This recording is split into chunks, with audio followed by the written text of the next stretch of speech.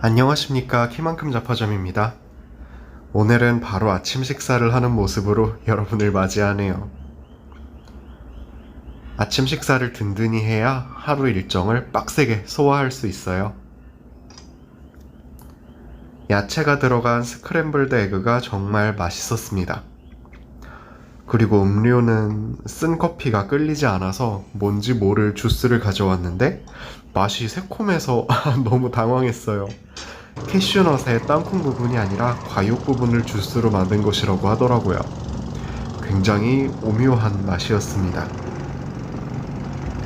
종종 강물을 보면 이렇게 물결이 하나도 없는 순간이 보이는데 그럴 때는 정말 사진을 찍는 맛이 납니다. 완벽한 거울 같은 강에 비치는 나무, 하늘, 석양 등등은 찍는 사진마다 작품이 된달까요? 배를 타고 산책하다 보면 이렇게 나무늘보도 만날 수 있고 높은 나무를 휙휙 날아다니는 원숭이도 볼 수 있답니다. 이렇게 보트를 타고 도착한 곳은 현지인 마을이었어요. 내일은 진짜 전통적인 인디언 마을을 방문할 예정이지만 오늘 방문할 마을은 조금 더 현대적인 생활 양식을 갖고 있는 아마존 정글 속 마을이라고 보시면 될 것 같아요.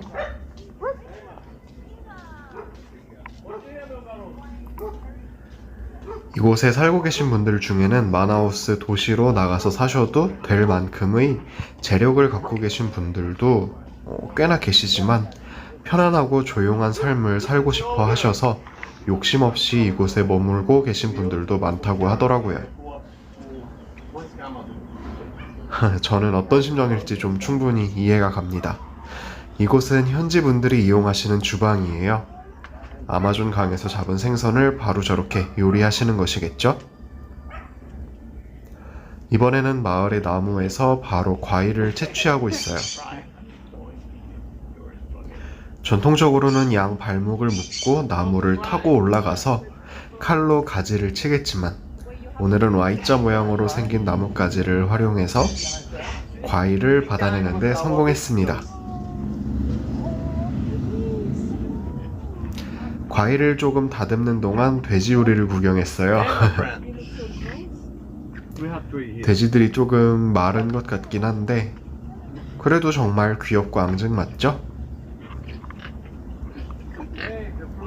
생각보다 냄새가 그렇게 심하지도 않더라고요. 그럼 아까 채취한 과일을 한번 맛볼까요?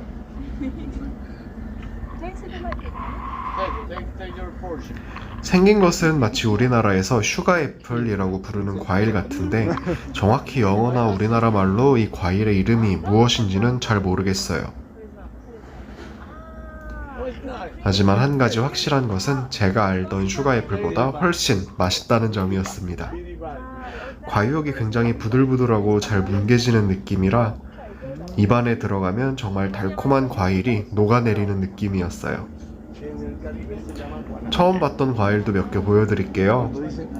사실 과일과 식재료, 동식물 이름 등이 해외에서는 한국어로 알 수가 없다 보니까 잘 기억을 할 수 없어서 아쉬워요. 이 과일은 정말 겉보기에는 오이나 수세미처럼 생겼는데 털이 보송보송난 하얀 과육이 정말 달콤하고 살짝 탱탱해서 맛있었어요. 이건 모두가 들어보셨을 아사이베리예요. 철분과 비타민이 굉장히 많이 든 과일로 유명하죠.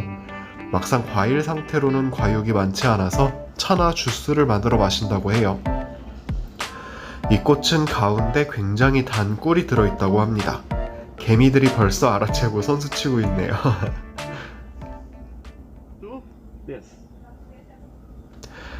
영어를 못하시는 저 현지 가이드 분께서 왠지 모르겠지만 얼굴에 상처가 있으시더라고요. 이 나뭇가지에 상처를 내서 흘러나온 수액을 손으로 열심히 문지르면 마치 연고처럼 되는데 정말 저렇게 상처에 발라 상처를 치료하는 데 사용했다고 하네요. 오리들도 마음껏 달리어다니는 이 평화로운 마을. 이 과일은 아까 사진으로 보여드렸던 그 과일이죠. 개인적으로 저는 이날 먹은 과일들 중에 제일 마음에 들었습니다. 처음 도전하기에 쉬운 비주얼은 아니긴 한데 씨가 저렇게 쏙 빠져버리더라고요. 절대 고의는 아니었는데 살짝 당황스러웠습니다. 이 과일은 뭔가 식감은 잘 익은 바나나 같으면서 맛은 레몬 정도의 새콤함을 내는 과일이었어요. 과육은 많은 편이지만 씨도 그만큼 큰 편이라서 입안에서 한참 우물우물거려야 분리해낼 수 있었어요.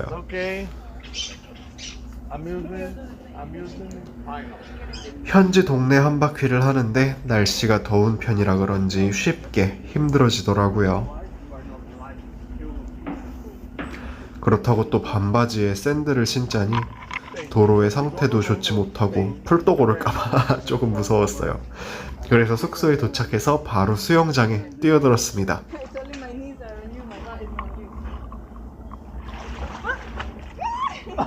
비록 우리가 생각하는 것만큼 물이 깨끗하지는 않았어요.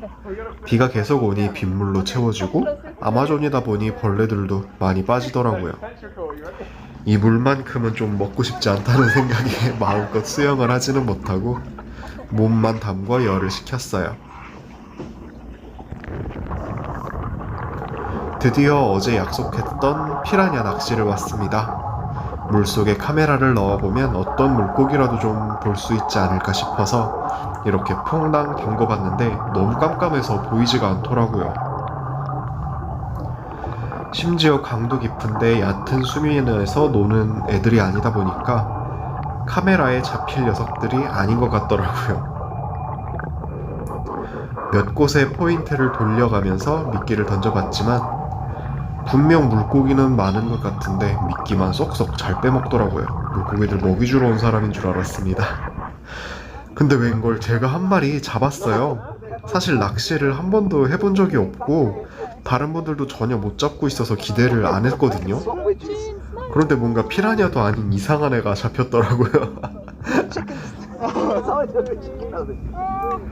이 친구도 육식을 하는 친구인가? 미끼로 생 닭고기를 썼었는데 저 친구가 잡혔어요. 무쪼록 한 마리라도 잡아서 행복했습니다.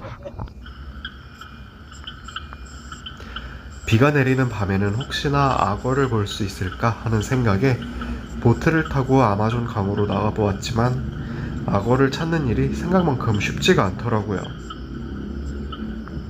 꼭 만져보고 싶었는데 잠시 야간 아마존의 소리에 귀 기울여보는 것으로 아쉬운 마음을 달래야 했습니다.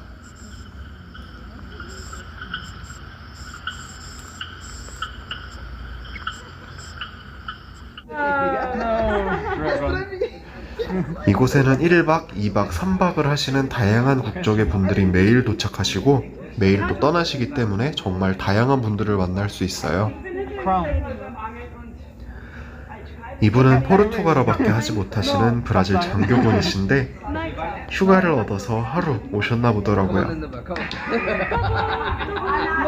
어제도 말씀드렸던 그 보드게임인데 영어를 전혀 못하시는 분도 이렇게 함께 즐길 수 있으니까 참 유용하고 재미있는 게임인 것 같아요.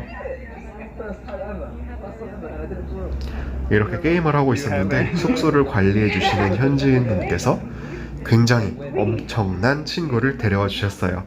그 친구는 바로 짜잔! 타란툴라였어요.